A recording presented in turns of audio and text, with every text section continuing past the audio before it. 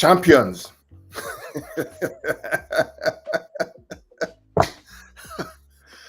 Why did they do this to us, man? Why did they do this to us every single season? Why? Madness, drama, heartache, heartbreak, elevation, you name it, man. They took us through, in the words of Peter Drury, the ringer. They destroyed us and they brought us back on top of the mountain. I mean, where do we start from? Where the heck do we start from Championship Sunday, guys? Welcome to the show. Welcome to Pitch Points and Truth Fan TV. I have with me here two great guys. Listen, guys, this is not going to be a scripted show. I have no agenda, no script. We're just going to talk. I have with me here Ade. Welcome back, Ade. Good to have me back. Thank you. Appreciate you. And I have with me here Vator. And the man himself, Associate Judge Vator. Welcome, man. Hey, thanks for having me. I had to celebrate with fellow like-minded City fans. So thanks for having me here, man. Absolutely. And Patrick, welcome, man. Yeah, I'm just here. I also went to pick up Cam so that we can look at his tears live on camera. But wow, no. I'm joking, Cam. I just wanted a Liverpool fan to tell us how he felt from his side.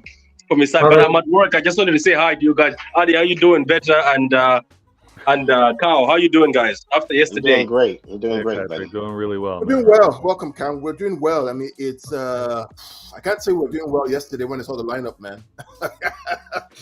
I think I had a fit. But it's not about me, guys. I mean, looking back at yesterday, I just still sunk in what happened yesterday. I mean, so it's weird it's weird. We don't know where to start because a lot's happened, but I'll just reflect on the result right now.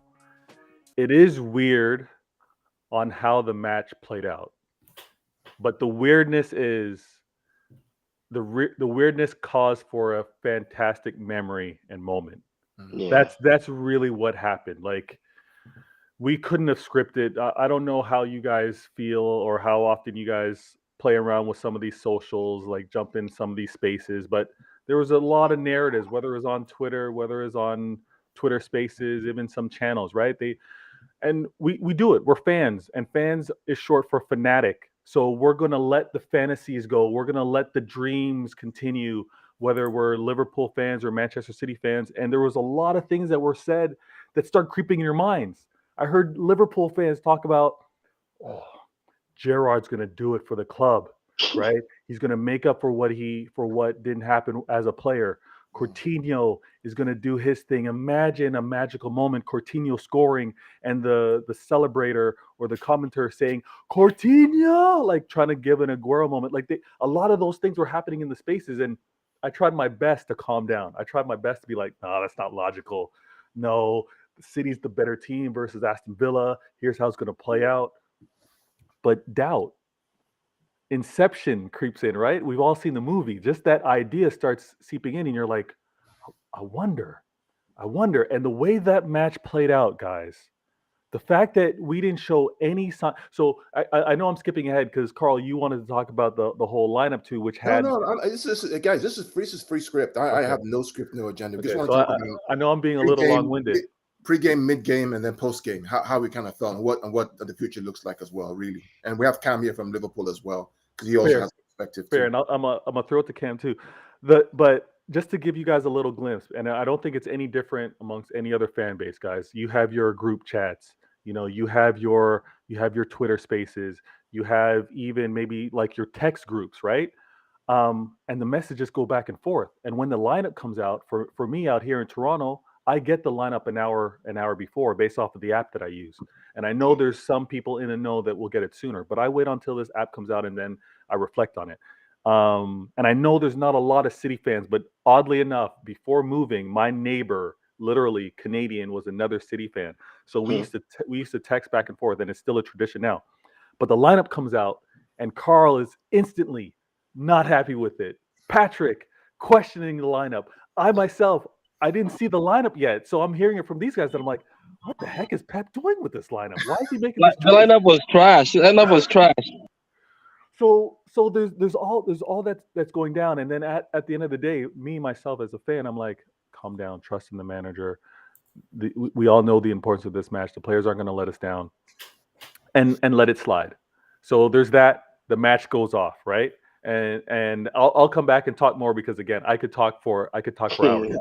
But the match kicks off, and we're down. If one of you guys want to take it from there and talk about what was felt. Well, I want to serenade a bit more on the lineup, the reaction, and why I felt that way. And I did please chime in, and then Adam, welcome, Cam.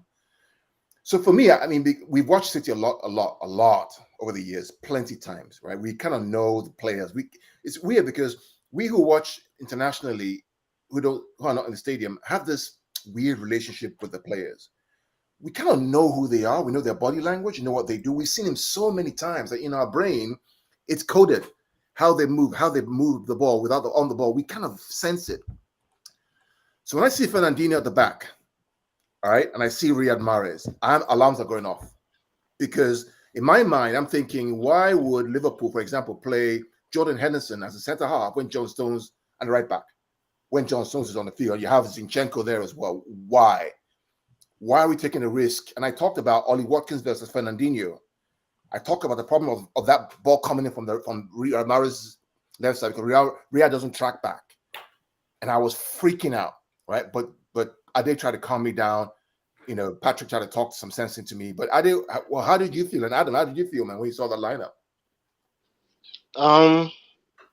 So the lineup, I was a little worried, but I wasn't that worried because I think I tried to rationalize why Fernandinho was playing center back. He's a bit more physical. Ollie Watkins is going to be physical, but I think he didn't account for the speed that was involved. Like Ollie Watkins is faster than Fernandinho, so if they play the ball over, that's a bit of a difficult stretch for Fernandinho to catch up. Well, he was thinking more of the physicality, and there's probably nobody on that team that's more physical than Fernandinho. But then what I didn't get was why put Stones if he's healthy at the right back? And I guess that was the counter Coutinho because you can't put Fernandinho there because Fernandinho is not as fast again. So I think, again, this is one of those things he doesn't like to hear, but, you know, he's overthinking the whole lineup and he's trying not to do too much. He's trying to simplify it. When in simplifying it, he actually complicated it. And then, you know, and that's why he's the manager. He made the adjustments and he realized what was happening. We had Mahrez and Bernardo Silva they weren't really giving him too much.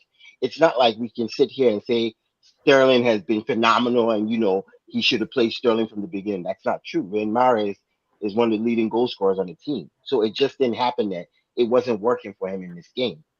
And he, you know, he fixed it. He figured it out. And, you know, here we are talking about the results. You know, the funny thing about it, Patrick, and Cam, coming to you as well, I'll get your perspective on this, is what Villa actually did, right, for me, was they played a 4-3-3, but they played a little different 4-3-3. They had 4 in the back, 3 in the midfield, and they played Coutinho and Buendia narrow in front of behind Watkins. So all of a sudden, the pressure was not on the fullback areas. The pressure was on Fernandinho. So it was like Pep, within 2 minutes, I kind of saw that happening. You had Buendia and Coutinho narrow with what's the name in front Watkins in front of them. So they kept it narrow. The fullbacks were not exposed. So the pressure was coming from those 3 pressing the ball there, which again, Fernandinho got in trouble. So, I mean, Patrick and Cam, did you see the same thing? Was I just dreaming and smoking crack? Was I? No, we got the same thing. I think Cam will it's best we ask him maybe how things were from that other side. Like, what was how was he feeling from that other side? Because that's why I invited him. I was like, you know what, I'd like to hear, as a Liverpool fan, when you were sitting there listening that there's a 2-0 at Villa, listening that City are still losing till maybe the 7th minute, 70 minutes, we're still losing. And obviously, we were excited when it was 1-0 Wolves, even though we knew Wolves have scored early. So for me, on the lineup, I wasn't happy with the Fernandinho thing. I think it was sentimental because Zinchenko was there. I would rather see Zinchenko at left back and the Cancelo right back. I'd rather see Ake at left back, you know. And Ake is fit, and then he comes out and says, yes, Ake is fit. That's what pisses me off. He came out and said, yes, Ake is well. So he left him on the bench, but I knew something was going to give, and I knew Coutinho was going to score. Coutinho has always loved scoring against Man City. You know yourself. He scored a banger once against us. He just loves And you can see that Coutinho as a player, the way he tricked Edison. Edison had no clue. He pretended as if he's gonna kick it far and kicked it to the goal. So look, let me be honest with you. You saw my tweets. I think I said game over. I said it's over. I congratulated a lot of Liverpool fans. I was like, this is done. Because let's be honest, how many times have we seen a comeback from this Pep team? It's a few times. But the Pep one, I'm not talking about City in general, just the Pep one. They've come back a few times, but when it's down and out, we either get a draw, like I saw the West Ham one, but we never come back from. This is the first time I've seen them actually come back at the point where they are on fire. They're coming back with more fire. I know we can come back with the West Ham. So for me, all I can ask Cam is, how did you guys feel? Let's just hear from you as a Liverpool fan when it was 1-0 and we were happy that other side. But how do you feel when you saw the 2-0? Then how do you feel the moment also when you saw, oh shit, that side is 3-2? Because I know Salah was hurt. He thought he had an Aguero moment. Then somebody told him in the in the crowd that no, it's 3-2. But anyway, so Cam, how did you feel yourself, and how was your experience yesterday? So just to start off, just say congratulations to everybody here. Well done, well deserved. That's the first thing.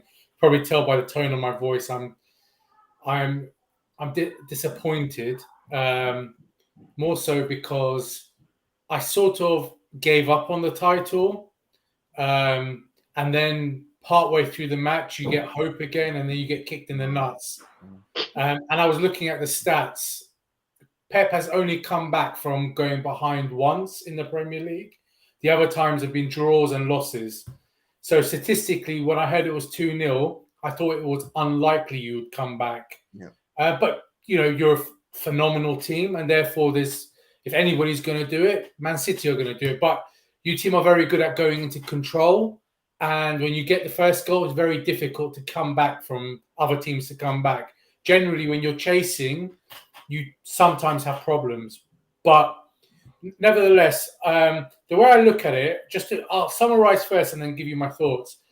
Muhammad Ali fought, what was his name in the Rumble in the Jungle? Fraser? Foreman, Foreman. right? So there was two great boxers having a fight. So I'm proud from that perspective that it's my team that's involved. I'm hurt. But throughout the match, when it was 1-0, I wasn't overly fussed because it's 1-0 and I just thought you'd spank him. When you went 2-0, my immediate thought was, we're going to drop points here and you're going to draw or you're going to lose, right? I didn't think you'll win. I thought you'll draw or lose. And the longer the game went on, I just thought this is the worst thing. I was either saying to myself, please score or let Man City win. Because the worst thing from my perspective is you guys lose and then we draw. So, yeah, it was a roller coaster of emotions. It was one of the games that will remain with me. I'm proud that my team played a part in it. Yeah. But it just goes to show Pep, for all his brilliance, he's human as well, which fills me with confidence because next season he can make the same tactical mistakes. Yes, he made an adjustment, but probability-wise, you're not going to win 3-2 every time you make those mistakes. So that fills me with a bit of confidence that Man City are human. And at the same time, we pushed all the way, and that fills me with confidence because the way I've been telling everybody is, maybe it's an excuse for myself, but for the first 3-4 months of the season, our centre-backs were coming back up to fitness, and we only dropped 4 points from January onwards. So maybe it's a bit of psychology in my head. Maybe we'll drop the same amount of points in the first half next season. But these are the psychological things I look at. So fantastic game. It was a real drama, well-deserved Man City. And hopefully we'll see each other again next season. Maybe one of us will just spank the other one and we don't go through this again. I did, Cam, respect for coming on board. First of all, coming to the show to join us in this discussion, and then respect to Liverpool, because the reality is this, and I talked about this way back in August, and I did this chime in here. When we were arguing about with our fans from other clubs, United fans and Chelsea fans, he and I said one thing. We said, look, y'all just wasting your time, man.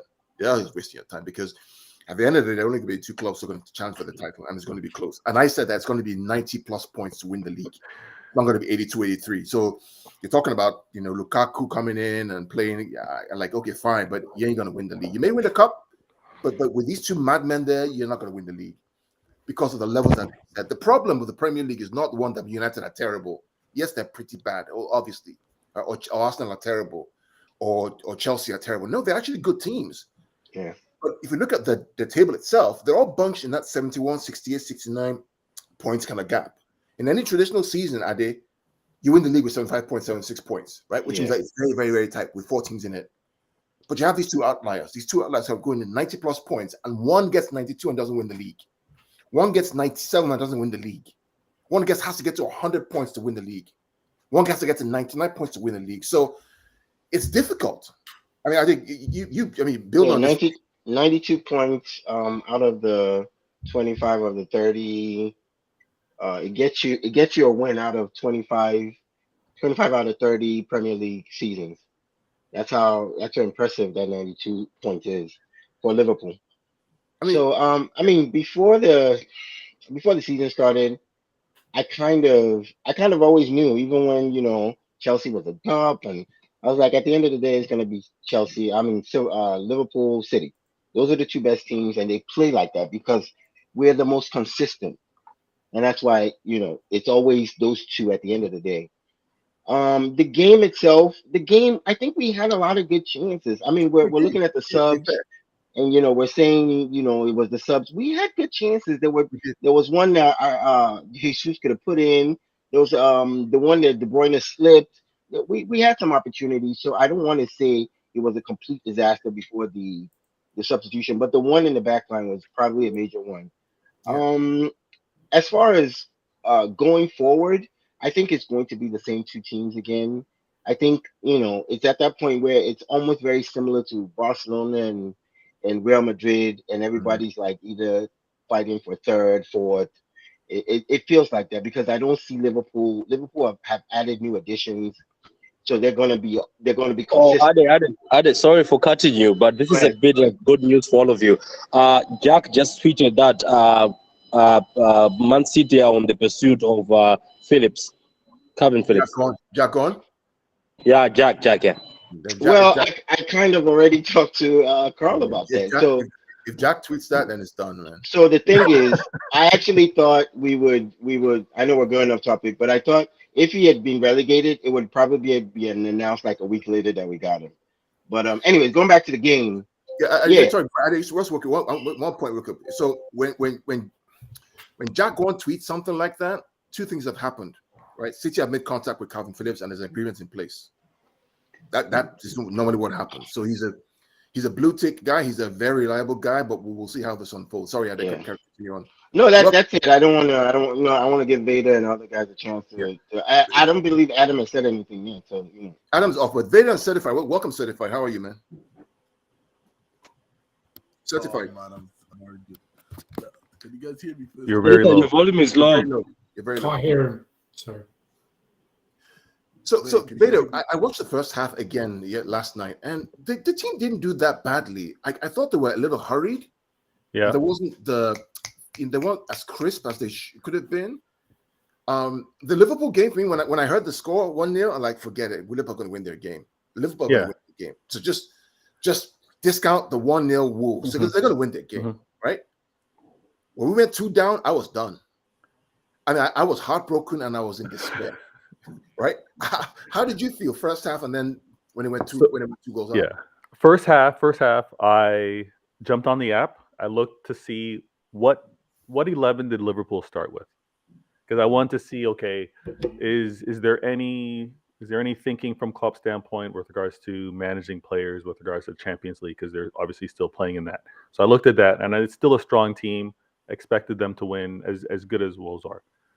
Then even with our starting lineup, I thought that, okay, let me have trust in it. Let me see how the guys are playing. And again, to your point, what Ade said and what you mentioned, we had chances. The players were playing and created chances, but we did look shaky.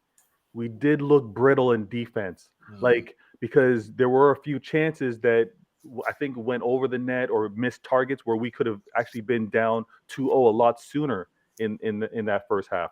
So, you know, I thank my blessings with regards to that first half of being down 1-0. I'm not. I'll be honest with you guys. I'm not superstitious, but I do things irrationally when the game is being played. So that's superstition, my friend. That's not the textbook definition. But no. But I don't have a ritual, to put it that way. So, I will wear one jersey to start the match. I will watch the match in one room. If I'm getting bad vibes, I will change the room I'm watching the game in. Okay. So I was watching the game. We went down 1-0. I was watching it we have a TV in the kitchen. I left the kitchen, watched it in another room. I'm yelling, obviously, because we're missing opportunities, and I'm being loud. Wifey was already telling me, like, can you move? Can you move? I'm like, no, I can't. We go down a second goal. I say, okay, I'm moving. I went down to the basement to watch the remaining of the match. That's actually where the kind of like a little bit of the man cave is. So I'm down here watching. Still, nothing's happening. We're not looking sharp enough. And the first sub happened, or was just about to happen. I take the same scarf. And if you guys watch the Football Terrace, you'll see how it ended up. I was watching the game like this. I put this over my head. We scored the first goal. I kept this on my head. We scored the second goal. I kept this on my head. We scored the third goal. I put a plague on your house now. I was like, I did my part. Carl, I did my part. I cheered the team on. This is my, whether it helped or not, this is what I did. Yeah. That's hilarious. I tuned into the Football Terrace. I was looking the same way. It was crazy. Oh man, it was such a match in terms of like the emotion part. And to Cam's point, I know that there were some fans that were kind of like already reluctant. Like they said, if it happens, it happens. I don't see it happening or whatever. But the fact, if you were just watching it on a ticker, or if you had people just chiming in and giving you updates, you couldn't help but get drawn back in, right? Because you're having other people tell you, City's down 1-0, City's down 2-0 in the 70th minute, and they don't look like anything's going to change, right? Mm-hmm. So I can see how gut wrenching it can be, because you like, whether it was you trying not to do it or others pulling you in, like you're now invested. And it was a vicious way to kind of do it, in terms of like maybe being dismissive at first, but then having that hope. As a fan as well, I don't want the team to win that way. I know after the fact it's amazing because the emotions were there. Absolutely. I don't want the stress of the 80th minute to think we had too much stress. Like given, and no disrespect, Cam's one of the few Liverpool fans that I actually like. There's a lot of Liverpool fans that I just There's more about you. There's so many that I just think are like obnoxious and pretentious and even with amazing Liverpool history, amazing run with regard to Klopp. But again, and I've said this and I've been clowned about it, I'm happy for how the team's performing now, and I recognize the manager that I have. There's no expectation that we should be competing or challenging like this. So there's a humbleness to it. Yeah. There's some Liverpool fans that this is their expectation, and I'm like, no, we all should be cherishing this, because this isn't given. So there's those that I just can't really deal with. But with regards to a battle now, the back and forth, the little bit of trolling, the jokes that we have with fans like Cam, that's what made this season so good. That's what made it so good, because it was a little bit of jostling, but it was in spirit of the game. I don't hate Liverpool fans. A lot of them bother me. I don't hate the club, because I think maybe if the rivalry continues, the hatred will be there. But I do dislike the pressure that they put on us. If that makes any sense. I mean, Vator, I'm coming to you, Cam, and then just certified. So here's my theory about this stuff, right? I really think that having Klopp in the Premier League and Guardiola in the Premier League Because Klopp is in the Premier League, Guardiola's not going to leave. Are you following me? I hope you're right. I think because of the excitement and the drive and the hunger that both fuel each other, they're not going to leave. They're probably going to extend probably a couple more years. Because where do they go? Frankly, where do they really go? I mean, where's Klopp going to go? Bayern Munich and win everything for what? For 20 years? What? Barcelona, Real Madrid? Where are they going to go? The integrity of the Premier League. That game on Sunday taught me one thing: that there is integrity in the Premier League. Wolves going ahead at Anfield 1-0.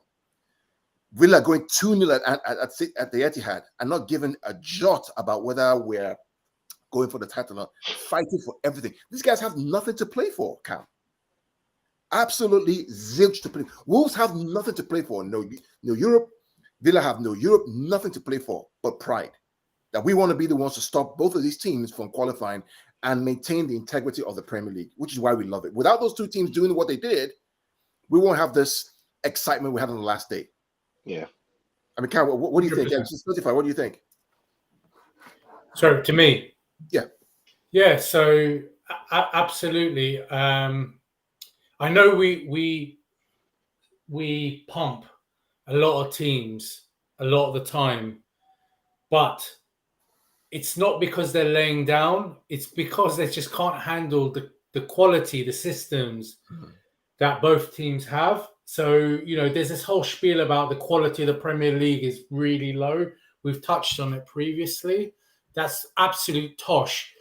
It's the richest league in the world. Even teams in the mid-table to bottom tier have the financial power to compete with European super clubs and bring players in. So I don't buy that argument. It's the league has integrity. It's the best league in the world right now, and it's the best managers. I think the best 3 or 4 managers in the world are here as well. I mean, where else can Klopp and Pep go? France, it's a one-team league. Germany, all right, if Klopp went and took over Dortmund or Pep went and took over Dortmund, they'll make it a 2-team league, I'm sure. But where can you realistically go? Justin, this gentleman's just asked a question about, do I regret Liverpool not scoring? Ironically, I had this conversation yesterday with a friend at night, and I said to him, I wonder what would have happened had we been in the lead and they were 2-0 down, because the crowd, I feel it's psychological, right? Yeah. They'd be panicking even more, and that transfers to the players, or you would hope it would transfer to the players. Pep has a very well-drilled team. They probably got psychiatrists, so maybe it wouldn't affect them. But it's another variable that you would put into the mix, and it might have a negative output. It's actually, the weird thing about that is, actually, I was thinking about that during the game, that Liverpool should not go ahead, because if Liverpool go ahead, it's going to transfer to the fans in the stadium and transfer to the players. It's psychological. It changes the dynamic. It changes, because Liverpool are up the top of the league now. Liverpool, City have to score, and then there's pressure, and they start making mistakes, and then all kinds of. So it just, the multiplier effect. It just forces it. So as long as Liverpool were tying or drawing with Wolves and we were 1 down, I still had hope.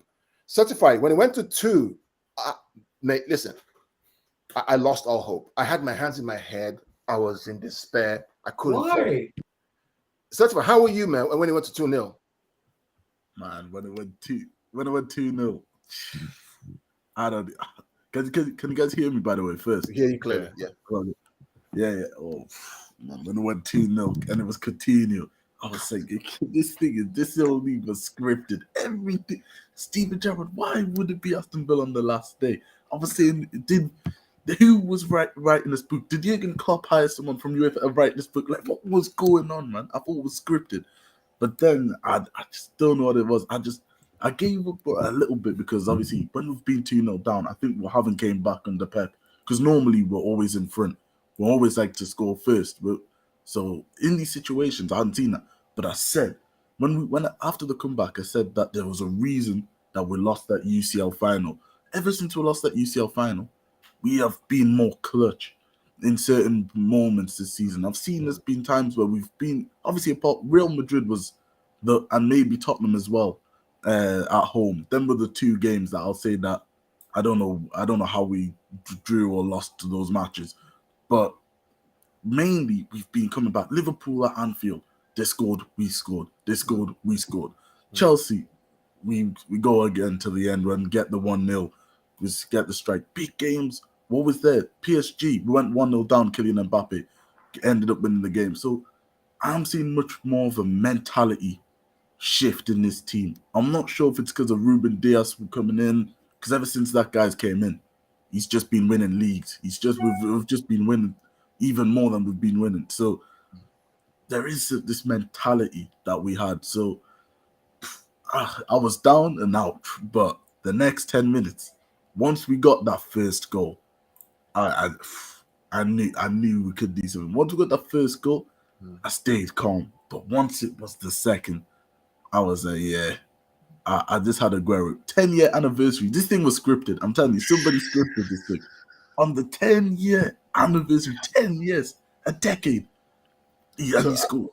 So, I mean, when that game was going on in my mind, I remember a quote that football is the game of the gods, right? If there's a game that the gods play in the heavens, it must be football. Because that kind of stuff doesn't happen that way. Think about even Liverpool, right? Liverpool, Barcelona, Champions League 2 or 3 years ago, right? 3-0 down the first leg at the Nou Camp. They come to Anfield, right? And it's 4-0. Stuff like that doesn't happen in real life, man. With people like Messi on the field, people like that. It doesn't happen. My eye, after the 2-0, and it's coming to you, Blue Studio, welcome, as a Chelsea fan.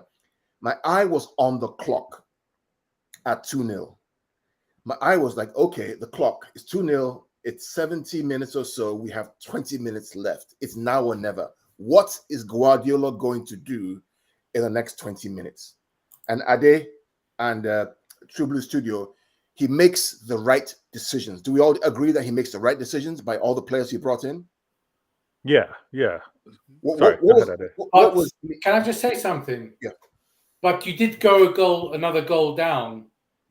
I personally think what Liverpool and City do very well, sorry to interject, is that they wear teams down eventually. Wear them down. So I think the changes were like your left back, what's his name? Zinchenko. I think he was very good because you were coming in a lot and you were going outside. Sterling on the other side, on the outside.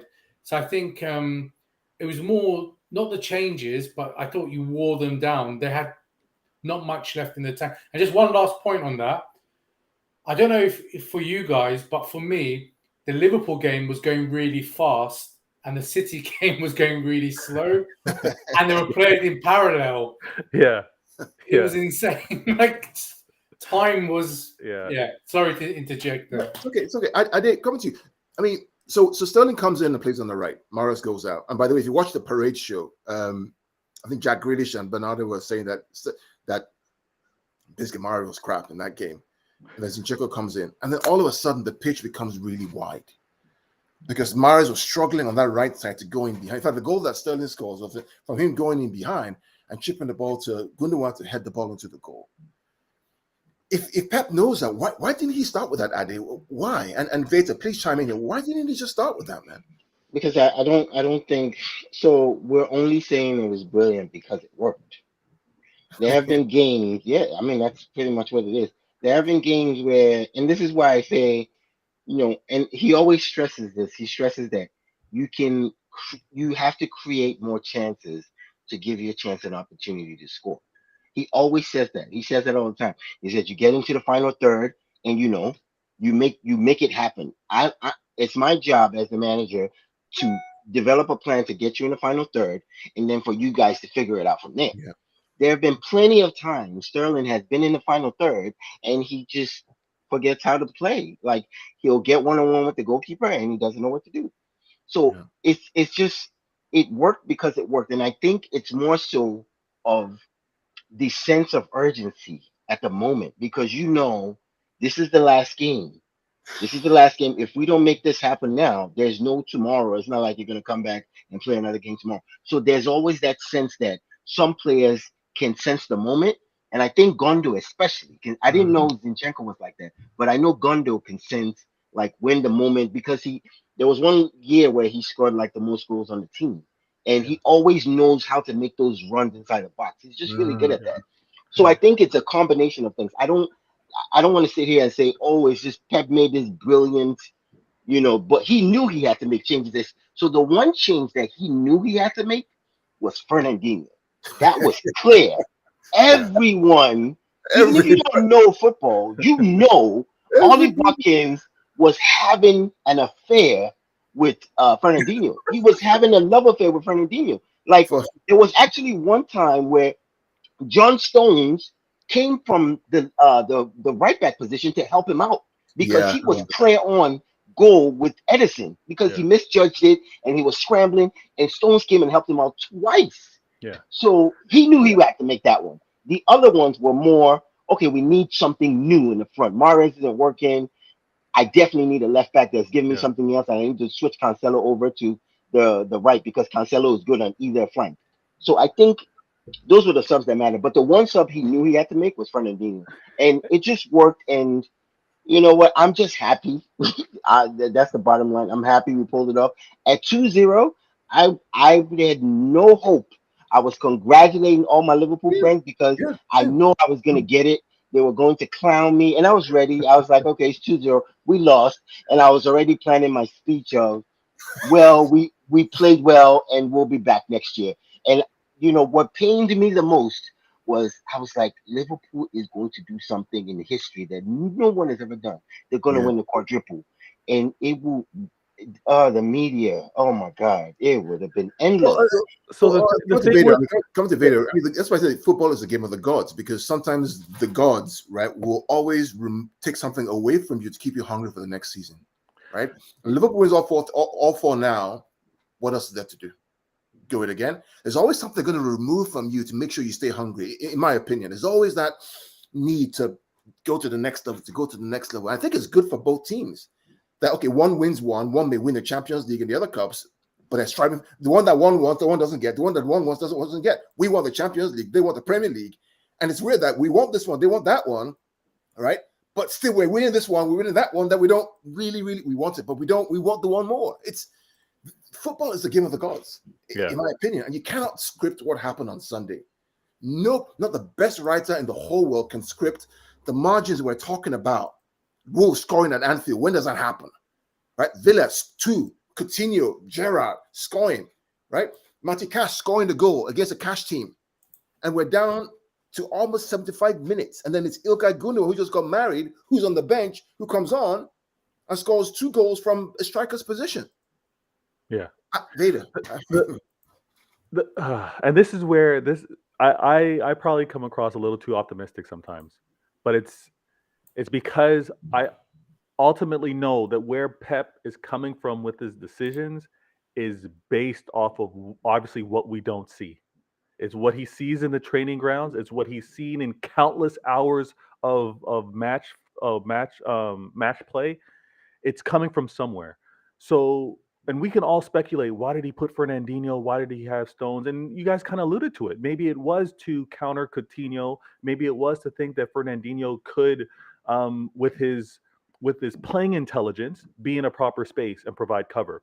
But it was clear, with regards to maybe how Gerrard set those guys up and said, here's how we're going to attack them.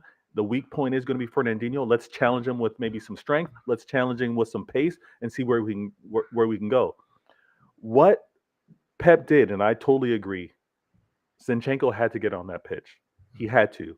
And the beauty with the versatility with Cancelo to be able to like go back and do his thing was fantastic. And we can't dismiss what Stones did too. Stones going from being right back to center back. So I love the amount of versatility that we saw within these players this year. I love how they played for the badge this year. How many players put their bodies on the line, maybe extending injury and jeopardizing their career in a sense with regards to the EPL and Champions League. But when players come onto the pitch having been subbed off, you often see them do specific things. You rarely see them do who they were subbed on for.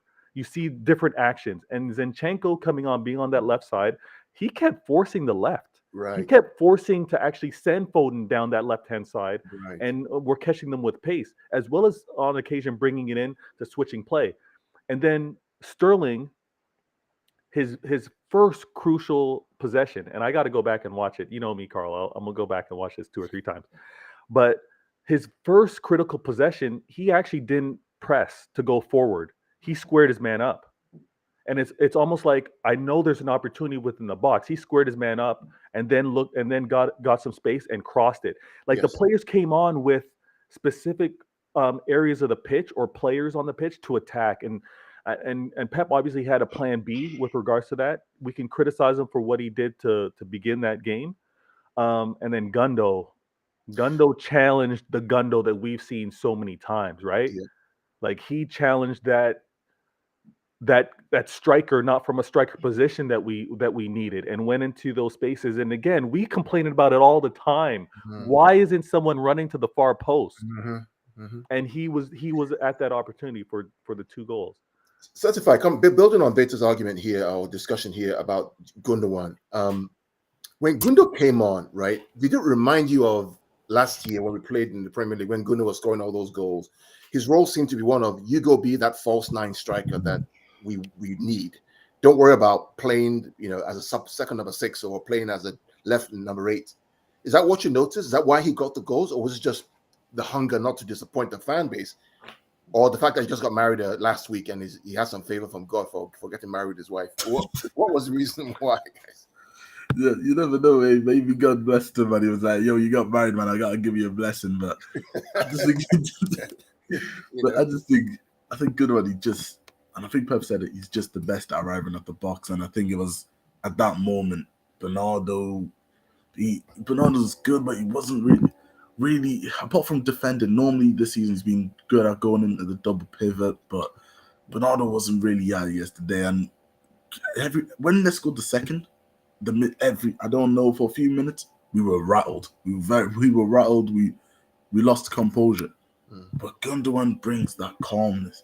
He brings that sense of leadership that he's been here. He was in the Champions League final way before quite a lot of these players were in the Champions League final. With Klopp, so he's got this experience. I'm not sure if he was part of the World Cup winning team. He might not have been, but he's been playing with Germany as well. So he brings the sense of calmness, and when you have that sense of calmness, that's what you need. Sometimes you need. I'm not saying obviously he's like Thiago, but the way Liverpool use Thiago as the guy to calm things down, he doesn't have the passes like Thiago, but he does this. He scores. He gets into the box, and that's what we needed. Kevin De Bruyne was whipping in balls. Cancelo was whipping in balls like crazy. He was shooting even from outside the box. So we needed that kind of guy in the box just to finish. That is why next season, I think, we need Gundogan for another season. We definitely shouldn't sell him. We're not going to sell Gundogan. I listened to a pod recently, 9320 pod. These guys are really good. They're really, really good. I mean, of all the pods that I listen to, these guys know their stuff. I mean, and they said that because Erling Haaland comes in, right, keeping Gundogan is going to be key, because now you have the extra person who can kind of calm things down in the midfield. Because right now, if Erling comes in, now you have 5 midfielders to play with. You have Rodri, you have a Fernandinho replacement, you have De Bruyne, you have Bernardo, and you have Gundogan. So you have 5 midfielders you can rotate for 3. So you always have that luxury. Erling Haaland creates a multiplier effect in midfield. But having said that, Cam and who else is there? Okay, and did you expect Grealish to play this game at all? Was it a risk to play him? Would you expect him to start or to come into the game, Cam? And then Ade, come to you. You're on mute. Cam, you're on mute. He's a £100 million footballer. If he's not going to play in these big clutch matches, when is he going to play? I mean, it's a bit outrageous if he was dropped. You're not big enough to play against. Like, yeah, I would have been. If Pep thinks he's the best solution for the team, he'll play him. He buys mentally tough people. So, we're not talking about people. He inherited Sterling. And I know there's a thing around Sterling and coming back to Anfield. He sometimes struggles. Maybe Pep wouldn't have bought Sterling. I don't know. But all the players Pep buys generally have mental toughness. So, for his demands, right? I read somewhere that after 3-4 years, they get burnout because it's so intense. So, Yeah, Grealish. Yeah, I would have been surprised had he not played. Yeah. Um, I expected him not to start. I just felt that in this game on the left side, you need Foden because Foden has that directness. He kind of runs in behind. His left footed. You want that width. But I mean, what were you okay, surprised? just real quick. I know we've been lost in conversation, so I'm just going to touch on some of the comments real quick. Yeah. SSB 28 says once the first goal went in the back of the net, you knew it was going to be over. Yeah, I don't know. Yeah. I don't know about that. McLovin says, imagine Cash was the downfall of all FC. Imagine the irony. Imagine the Yeah, back page, right? Zinni Cash. for the Rodri goal. Zinni. So I want to touch on that comment. The Talk on that. Rodri goal, I think, was the most. That was the one. That was the only goal they actually worked. If you catch my drift, the first goal was okay. The way it happened, the cross. Sometimes those kind of cross, the defender heads it out, so it's kind of a little bit of luck, but it's just about Gondo being in the right space at the right time. But there's a little bit of luck involved. The goal from Zinni, and that's why I agree with Cam on this. Zinni was probably the best sub out of all the subs that came in because he was even involved in the third goal because he's the one that directed traffic to the other end. You can see him pointing and saying, "Go this way," and then they took the ball this way. The bad touch from Mings, and then De Bruyne whipped it in. But Zinni's goal to Rodri was set up so perfectly. And man, Zinni, man, and then the emotions involved at the end when he's wrapping the Ukrainian flag around the trophy. I just thought it was a great moment for him. But back to the conversation. I don't really know what to say. It's one of those things where you just won and you're just happy. I know how I felt watching the game yesterday, and I was just in all sorts, man. I was so depressed. I was depressed because the way I watch the game is not like most people. I'm watching three games at the same time. I have the Liverpool game up, I have our game up, and I'm also watching. I was watching the Arsenal game as well. So I have three games, and I'm only really concentrating on the Liverpool game and our game. And I'm watching every time we score. I'm watching them score, and Wolves pretty much is what kept City in this game. A lot of people have said it, but if they had scored that 2-1 before we scored our goal, it gets through the crowd and you sense the energy, and then there's panic, and then they start doing things they're not supposed to do. So we gotta give Wolves a little bit of credit for giving Liverpool such a hard time. You gotta give them some Absolutely. credit for that. So that's another point to make. But I'm just enjoying the conversation. I'm lost for words today. Yeah. I mean, I would, Can I just say yeah. something Go very ahead, quickly? Tom. Sorry, Yeah, Vader. Yeah. we were actually very lucky. We played very well offensively, but we were actually very lucky on a couple big moments against Wolves. They were through a couple times. One of them, I saw that. square the ball. Allison has a presence in goal, so maybe that put up. But they should have done a lot better. And They had another chance. I forget who it was. He had a clear on chance with Allison, and he flubbed it. yeah, the Okay. guy from Korea, is he from Korea? One I, on I one. think Oh yeah. yes, the one-on-one chance. Mm. There I was was another so one where 10 minutes later, when they scored their first one, they had nearly a replica of the same chance. correct. Right? Then there was another one, the second half. I looked at the big chances. We had 4 and they had 3 big chances. Ironically, in the Aston Villa City game, the XG was 3 to Man City and 0.2 or 3 to Aston Villa. They only created 1 big chance. You guys created 3, which I found interesting because some of the chances Villa missed were quite big chances as well, the one-on-ones and stuff like that. So, and I thought Wolves had a lot more bigger chances than us. They did. Yeah. And I'm just gonna touch on one thing. If you go back and watch the Liverpool game and the City game, you'll notice those two great teams share one thing in common. When the opposition is a mid-table or lower table, well, usually mid-table or a little bit higher, the chances they get against those two teams are always quality chances. And it's because of the way we play. The both teams play high. So when they are able to get behind you, they have better chances to score. And that's why most times the chances lead to goals. because they're way better chances than the Liverpool and the City chances, because you have to break them down to score. While they're getting behind you, somebody misjudges a pass, and it's like, oh, it's 2-on-1. All they have to do is get the pass right, and it's usually a goal. Yeah.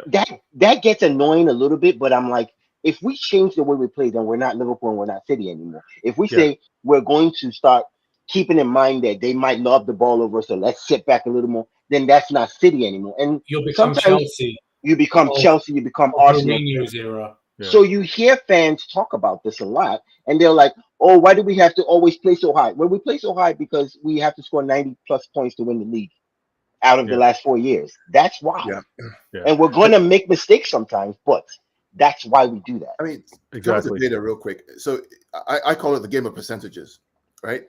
You have a higher chance of scoring more goals. You press high up the field. Even when I talked to Patrick, I coach, under 14 kids, and we play a 4-3-3, and the kids are quite good. We train them based on Klopp and Guardiola's system of playing, because I believe in that system, right? So we play high up the field, we press high, win the ball high, 4-3-3. We got counterattack. So our direct rivals right now in the league that we're playing in, right, have conceded 0 goals. They've played, I think we've all played 7 games or so. They've conceded 0 goals, but they've scored, I think, 9 goals.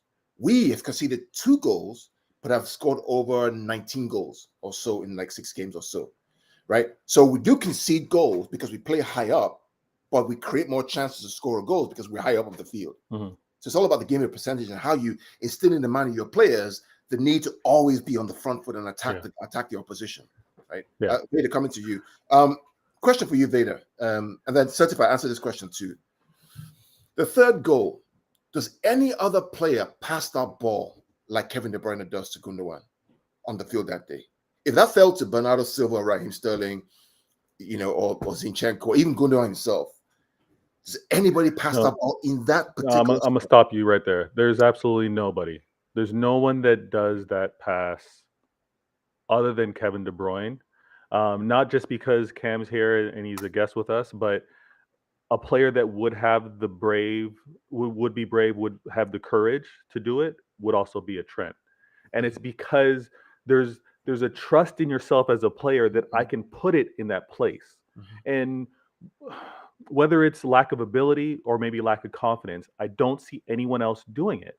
I see Kevin seeing that opportunity and disguising it like a shot and putting it across, which we've seen him do many times. It's like the way he whips it, it looks like it's a shot on net, but you see the amount of weight that he puts on it, and you see the curve, and you realize, no, he didn't fluff a shot. No, it wasn't by accident. He placed it there. And this is what we kind of talked about earlier. Gundo is Bernardo Silva doesn't run that far post. He doesn't do it. We've seen him do it on the right-hand side of the pitch more often, but not on that side. And Gundo, to be able to get out there, the rest is history. But if Kevin's not on that pitch, and I think that's why there was a lot of criticism if we want to go back to Champions League, if Kevin's not on that pitch, no one else takes that. I honestly doubt that Cancelo would have attempted that. So I mean, Certified, again, going back to Kevin's pass, and this applies to also, I think, to Trent as well. I think the two things they have in common is that both managers tell them to do what they do best. Pass that ball in. Don't worry about losing the ball and running behind. Don't worry about getting intercepted as a quarterback. Do what you do best. And oftentimes when you make that move, when you pass that ball, it gets to the person. That's my own interpretation of what the manager will tell them. Go and do what you do best. Your weaker side will compensate for that, but do what you do best. Certify. When that ball went from Kevin, when Kevin had the ball, was running in, what was going through your mind, man? And that pass. Man, that pass, man. To be honest, I'm not surprised. To be honest, there's only a few players. There's the few players in the world that can make passes like that. It's really, you have to be at a high level, and I'm talking about obviously your Messi's and your Trents and all that, but there's only a few players that can find them, make those bends. But when you talk about this, when it comes to Kevin De Bruyne, for me, he doesn't surprise me. When I seen him do that, I was not surprised. If there was anyone that was going to assist us with this title, it was going to be Kevin De Bruyne. It's just funny. Of course, he had to get the final assist. Everyone was talking about his goals before, but what he goes down to is those assists, and that's what ends up winning us the title. He carried us this season. For me, Kevin De Bruyne, the reason why I say I'm not even surprised, because for me, this guy is, I think he's the best ever the best ever midfielder in the Premier League. Now, for me, I'll come out and I'll defend him. For me, this Kevin De Bruyne is our level now, where he is in that conversation with the best, or at least in the Premier League. And then everything else, I'm not quite yet. The Xavi Zidane, I've been seeing people tweet, "Relax, guys, we need to calm down a bit." But as for the Premier League, he's there. He's there. So for me, he's very special. So when he comes up with these moments, it doesn't surprise me anymore, because for me, I see how good he is, and for me, he is generational. He is that level, and don't be surprised if he wins PFA, the award. I don't know when the vote's coming in, but don't be surprised if he wins and ends up free time and record breaking that PFA award, because he is at that level. I think we're so lucky. True City fan says in the comments, it says Raheem has to stay those crosses to Holland. Wow, imagine. Okay, yeah, sure. McLovin says the classic KDB pass rewinding the Sane days. Yeah, I agree with you, Sane. But yeah. So I have a bit of a different take on the KDB thing. I think so. When we say pass, it's really more of you're putting the ball in a dangerous area, and Trent does it too. You're putting the ball in an area where a striker goes to attack, and we don't have strikers, so I don't really fault the players we have so much. We don't have Jota, we don't have Mane, we don't have Diaz that know that attack. These guys attack, they're attackers. We don't have players like that. We have midfielders that Pep is trying to make into attackers. So when KDB whips all these balls in, they don't know that. It's not how they've ever played the game to attack a ball and go. Gondo is just different. Gondo is a bit different from the other guys that play up front for us, because again, we're going back to why he scored a lot of goals, is because he has this instinct that says, okay, I got to go and be in the right area to get this goal coming. And so I think Haaland is important. I don't think it's really going to change the way we play. It's just that those opportunities, when that ball is put in that dangerous area, he's a striker that knows I got to go get it. Did you think that? Do you think? I mean, you just raised a good point too. So what Gundo does, he arrives. Klopp always talks about and Pep about arriving. That's And it. what Liverpool players do really well, better Is than they anybody else, arrive. is they arrive. Yes, they're arrive. brilliant at it. That's why they have Do you think three. that? Go ahead. Sorry, go ahead. Do you think that because Gundo played for Klopp earlier in the day, that discipline of arriving, especially last year, right? Arriving in the box with those crosses is something that's not helped us yesterday and helped us last season. And again, based on what you're saying, I go back to the point of arriving at the right point. And it's not hard. That's a really good point. To arrive at the right time. It's a really good point. And I didn't even make that connection, because the players that Klopp also have, they're not attackers, except Jota. Jota is the only real attacker on the team. Mohamed Salah is a winger, Mane's a winger, Luis Diaz is a winger, but they are always there. And so, you know what? You might have a point that Gondo maybe picked that up from Klopp, but I just know that Liverpool have 3 guys in top 10 in scoring. They know how to attack ball. We don't have that. Our goals are spread out between defense and midfielders and all these other guys. So, but that's stylistically. That's stylistically. Our wingers, from an XG perspective, are just as ruthless as your wingers. We just create more big chances as a team because we're faster in our transition. We're more of a risk-taking team. So I know you outscored us in the end, but our big chances were like 20, 30 above you guys. Okay. It's purely stylistically. Diaz, Mane, Salah, their XG, they hit their XG. Sterling hits his XG. Jesus is the only one that doesn't hit his XG. But we're very similar in terms of output. It's just stylist. This is why we get Jamie Carragher, I think. Sorry to interrupt, but no, go ahead. That Alisson faced nearly double the amount of one-on-one chances. He That's did. not because Van Dijk isn't as good as your centre halves. I'd argue and say he's probably the best centre half in the world, maybe. Another argument, right?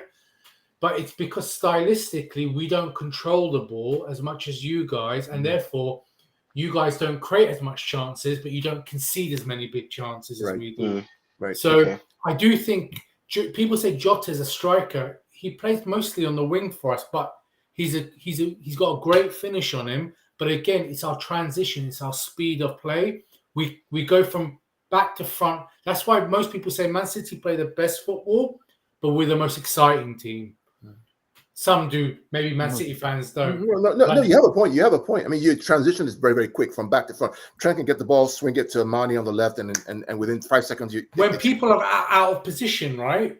You move quick, and that's why we create a higher rate of bigger chances. But Man City are more controlled. You don't concede as many big chances as a result. Maybe that will change with Haaland. I mean, for me, certified, it's just, I mean, 93 to 92 points. I mean, to win the league. I mean, what do you say? You know, it's 11 months. Was it 11 months? Almost 11 months of just going week after week, game after game, where a draw is almost a loss, right? I mean, when Liverpool drew to Tottenham, right? You draw to Tottenham Hotspur, who is supposed to be a contender as well for the league, and it's like a loss. You know, City draw to West Ham, and it's like almost, oh my God, if it was away. You draw away. You know, Silex used to say, win at home and get whatever you can away. That was the mentality, right? Win at home and whatever you can get away. Now, if you even draw away, it's like, oh, we've lost the game. Where do we go from here, Vator? I mean, where do we go? Where do we go from here into next season with these two teams? Because we're going to play again in August at the Community Shield. It starts again in August. Yeah. I don't get too hung up on the points, to tell you the truth. And the reason why is because it only matters with who you're battling with. So if we're worried about Liverpool, if we're worried about Chelsea, and we're obviously all facing the same opponents, it's more important on us playing well against them, right? It's us trying to get points against them, because we're all going to make the assumption that they're going to do their business against the rest of the league, and we're going to have to do the same, right?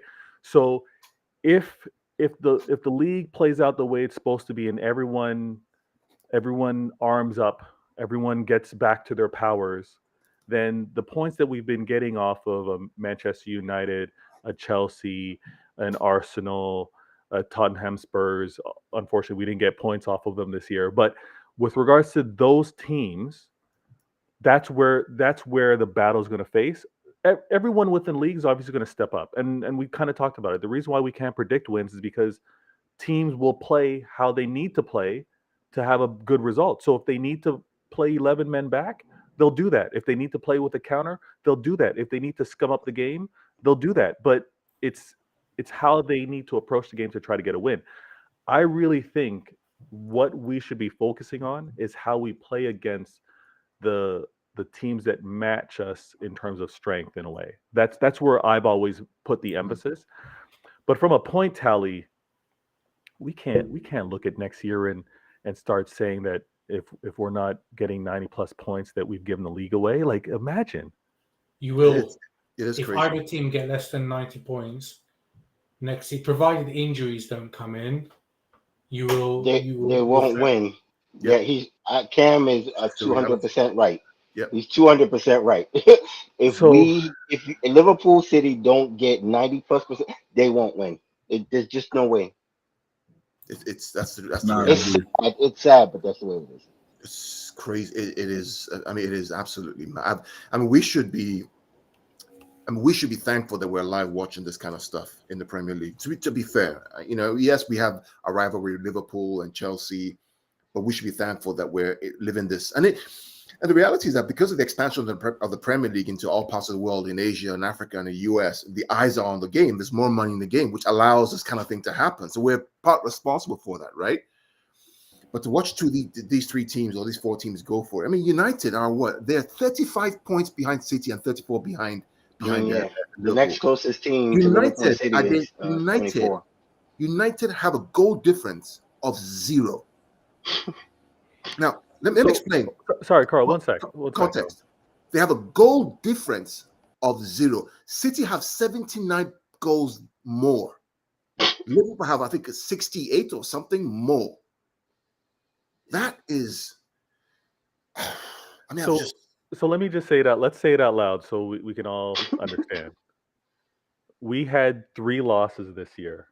Liverpool had 2 losses this year. Are we trying to tell ourselves that we can't afford to have more than 3 losses next year? Vator, the evidence tells you so. Okay. Maybe not as much as the losses, but you can't draw as much. So you have to balance it out. To that point, we had 6 draws. Liverpool had 8. Right. You can't draw that many games next year. Okay. It sounds I'll crazy. tell you this now, right? The season we won the league, we came out like a bull in a china shop, and I suspect we're going to go the same way because of what's happened this season. So I think you guys cannot afford to lose, and we're petrified of losing now because of what we don't want to feel that again. Right. So listen, Man City, Chelsea, no disrespect to them, but it's more than just management. It's the whole Chelsea have a whole squad to change. They have an ownership issue. Let's rule it out. Arsenal. Tottenham will do better under Conte, but they're building. And then you've got Man United. They're 35 points aside behind. They've got their own issues. The reason why I think other teams will struggle is because there was a window. That window was when Klopp and Pep came. Everybody was in transition, and it allowed those two managers, when everybody was down, to start to dominate in their own ways. Now there's 2 dominant managers, and the others don't have that window and that patience, if you like, to build and reach that height. Does that sort of make sense? It does. Yeah. It does. The reason why, and the reason why I'm hung up on this total is because Liverpool and Manchester City could afford to lose points. Like, we as a club could afford to lose points because the nearest, which is Chelsea, and let's say Chelsea doesn't do what they did this year, but they're at 74 points. So I understand the perfection that we both pursued and why the tally's so high, but we could challenge for the league and it be at a lower scale with regards to the point tally between the two of us, especially if we do make it a mission of ours to try and go after every competition as well. The problem there is it's all psychology, right? Is how do you prescribe that Liverpool won't try to win every single game? No. I understand that. Yeah. And likewise, City, right? It's the mentality that's been built in both clubs is one of we have to win every single game to be champion, essentially. Right? That's what we don't win every single game. We have to make sure that we do our best to at least get a point to be champion, which leads to 100 points, 99 points, 98, 97, 93, 92. Okay? Mm-hmm. While everybody else is kind of 15, 20 points behind. So you don't break that mentality overnight. It's both teams self-perpetuate the reality of the other. Right? The year that Liverpool had injuries and were 4th in league last year, right? Our point total was 86, 87 points. 87, I think. Yeah. Right. And Chelsea was 10 points behind, or United were 10 points behind, or something like that, right? Mm-hmm. But because Liverpool were not at the races because of injuries and the COVID, we also kind of dropped our levels. But the moment one team rises up to the challenge, the other team has to rise up as well, which is why we have 1 point, 19 points, 1 point. That's the psychology behind the Premier League that we have today. Yeah, and I'm not mad at it. I know the reaction that Liverpool had the year after losing by 1 point. Like, to Cam's point, they came out like gangbusters. They were like, we don't want this feeling again, and they were going full tilt. I understand that if we want to be in the mix, and I agree with you, Ade and Carl, and and Cam. I agree with what the standard will need to be at to best secure the league, right? Yeah. It's amazingly crazy when you actually say it out It's, loud. That's It is. It it's is. crazy. And to go But you back know what? to sorry, just 1 second. The year that Liverpool actually won it, I believe, we had a lot of injuries that year, but even that year, we actually did amazing well. We Yep, did 87 amazingly points. well at it. If you look at that, I think we had 81. If you 80, look at our that goal was tally and the goal difference, we did better than Liverpool. 81.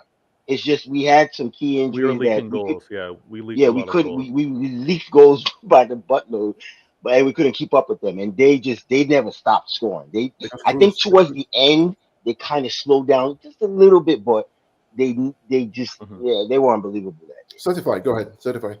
Yeah, I was just gonna say, just on the whole point of next season, because I can see what Cam was saying. Liverpool, I think, will start off very strong. I think they will, just the way they've ended this season, they'll try and get that again. But I just think that for some reason, I just think we will also be at that level as well. I think that if you look at 1920 and you properly look at it, we had Laporte out, Yeah, obviously.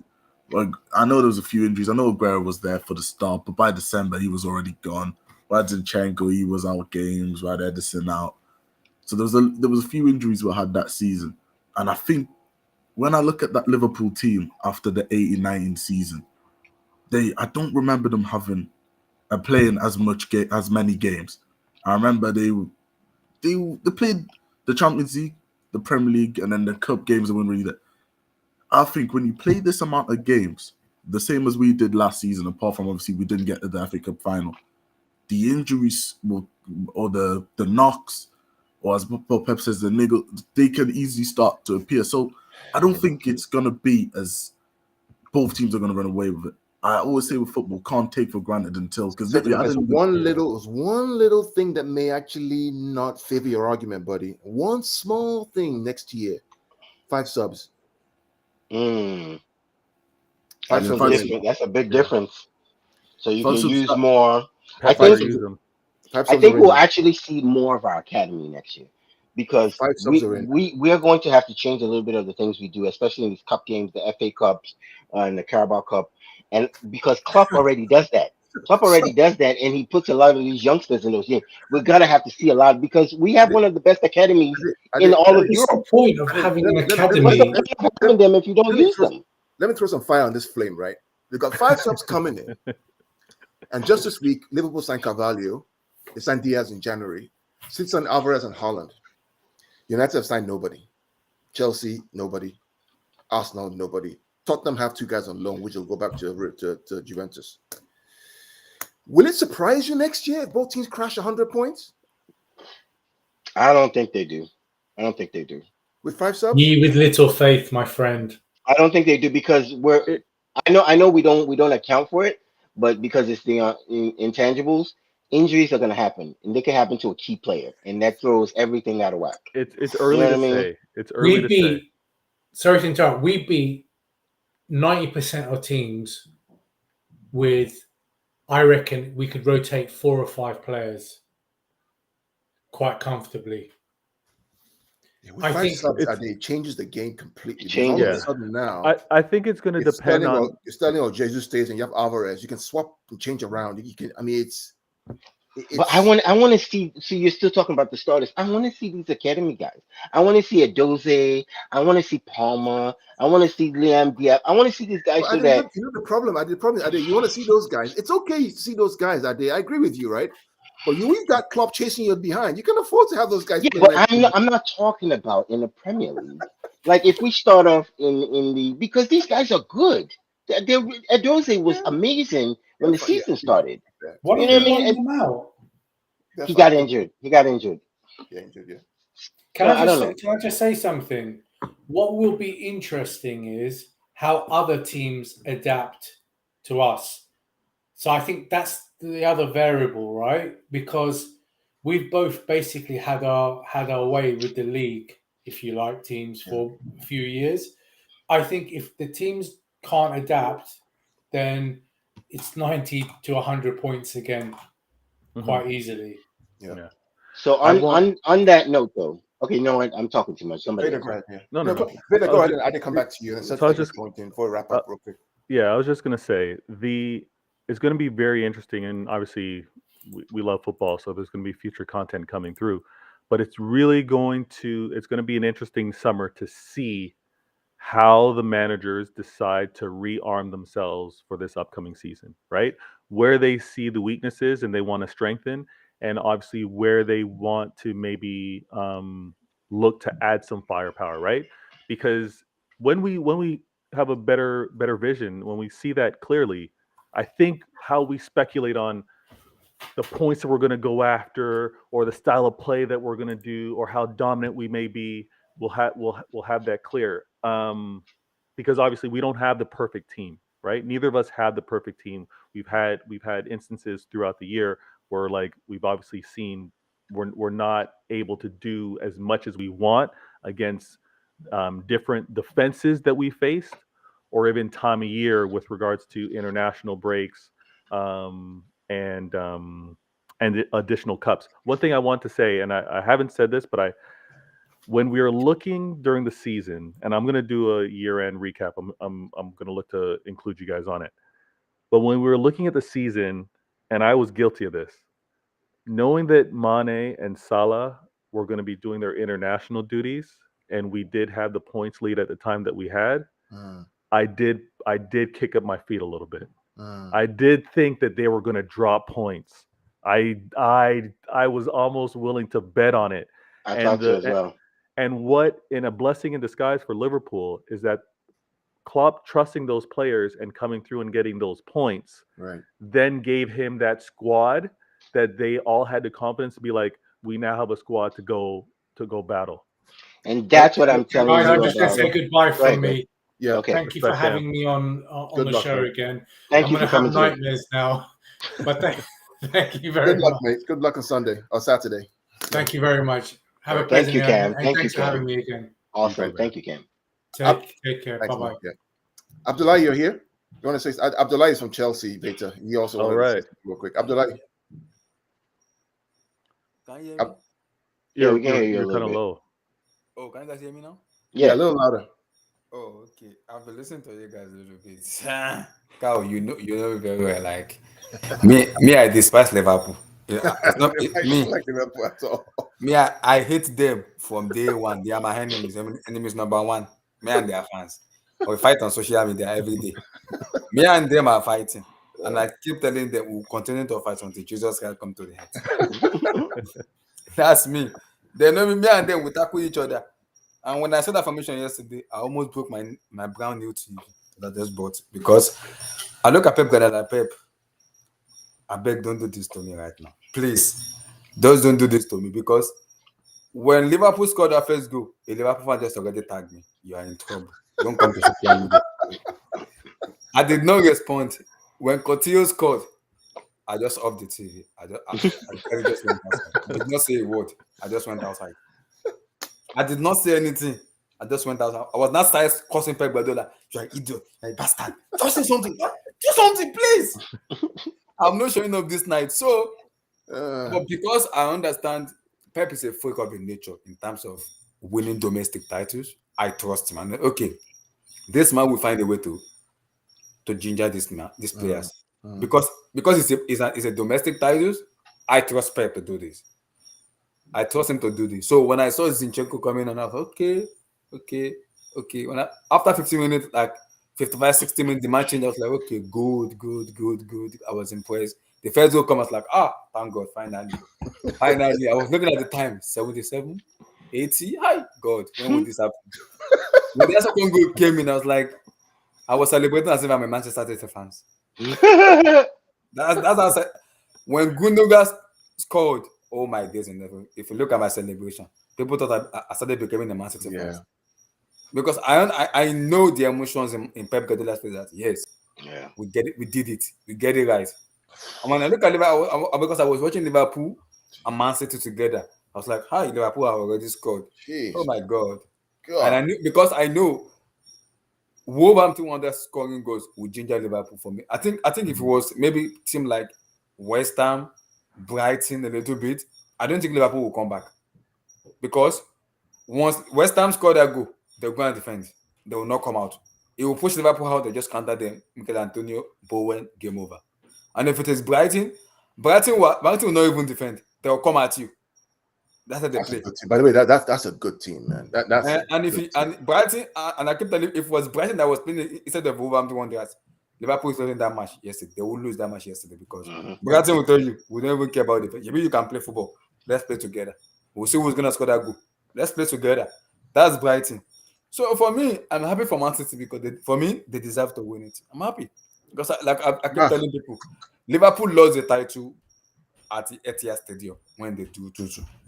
They lost the Premier League title there. When they do that to us, like it's game over. There's no way in hell Pep is gonna surrender the Premier League title. Never. Because then you have your chance to win. Then you did not win. It's game over. It is game over. The funny thing I've realized about that stat is that every time we've gone to Anfield and actually got a point when we played them, we've actually won the league. So the twice, 18, 19, and 19, and then this year we've gone to Anfield. First time was 0-0. Remember that one I did, the one we played them 0-0. Yeah. And then this year when we played them 2-2. Later. And then last year when we got 4-1, every time they got a result, we end up winning the league. So it's those fine margins, man. Yeah. I think the issue for me, the issue with Liverpool is this is where Ellen Haaland comes in. And as a Chelsea fan, I'm afraid. I pray to go because I just hear the news that the government is gonna approve Chelsea takeover tomorrow night, by tomorrow morning or tomorrow night. It's gonna be official. So the sanction is gonna be lifted, everything. So we'll be able to buy players and everything. That makes me happy. Because Man City signing Haaland, I already told Carl, man, I'm not watching Premier League next season. I told him already. I'm serious. I'm not joking. You watch now. Why won't you watch? You watch now. I'm not watching Premier League. I'm not winning now. I'm serious because You're I gonna know watch. the kind of player Eden Haaland is. KDB, Bernardo Silva, Riyad Mahrez, Raheem Sterling. And you're expecting to... I'm not talking of Man City next season because I know in the first, maybe from August to September, I know he's going to be top in the league. So Vader, I've watched a lot of Erling Haaland. I did a lot. I've watched a lot of Erling Haaland. I mean, a lot, like hours and hours, right? And that goal that Gundogan scored is actually an Erling Haaland goal. And what I mean by that, where he likes to operate, his hot zone is the left-hand side of the penalty box, that area, because he's left-footed. So he naturally gravitates toward that side. So that ball that Kevin puts in is what Erling Haaland does. Those tap-ins on that left side of the bar, that's exactly where his hot zone is. It's where he loves to operate. Watch a lot of his games, even when it was a mold under Ole Gunnar Solskjaer, when he was like 16, 17. That's kind of where he operates on that left foot. The only thing that can make me happy if you can hijack Robert Lewandowski. Now we can. This fan wants Lewandowski. Anyway, we've gone about an hour and 23 minutes. I don't want to take too much of you guys' time, but I just wanted to us just chat about the game on Sunday. I have never felt that. I've never felt despair and joy. I have a video I'll probably post it on with me celebrating. My son, my 6-year-old son, was just laughing and laughing and laughing all the way through because it's just a great moment. And I use it to kind of talk to my son that, look, never give up. Whenever you're down, even when you're playing soccer, never give up. In life, never give up. Always believe in yourself. If you believe in yourself and you never give up, something good will come from it. And we hope that this is just the beginning because come July 1st, Vator, Ade, Robot Boy is coming. Robot Boy is coming. He's in town July 1. And I think official announcements will be July 1st. No? July 1st. July 1st, yeah. July 1st? I thought the window opens June 1, no? The window opens in June, actually, but I think the contract year. Okay. Yeah. Okay. So it may be June, actually. It may be June. I thought we would see him maybe holding a jersey June 1 or close around then. But regardless, whenever it happens, it is going to be a fantastic. It will happen. It's going to be fantastic. I beg, do us well. I beg, do us well with that. I beg. It's the Premier League. Anything can happen, man. But to wrap up real quick, so we know the season's ended. There's still one more game this weekend. Many of you will probably be supporting Real Madrid. Some people will. Me? I'll support Madrid, of course. But Vader has lots of shows coming up on his channel. We'll talk about many different things he wants to talk about. Please invite me. I will join you. We will talk about transfers as we get news about transfers coming in. Maybe we do a show a week or so, talk about transfers. Patrick will do his thing. I'll do my thing. I think I'll also do it too. I'll do my stuff also on YouTube in terms of. And so I mean, I did. Any last words from you, mate, before we check out? Next season is going to be awesome because Robot Boy is going to change everything. He's going to change. He's going to change everything. He's going to all these great chances of balls putting into dangerous areas. The counter attack is what I actually want to see a counter attack with Haaland in front.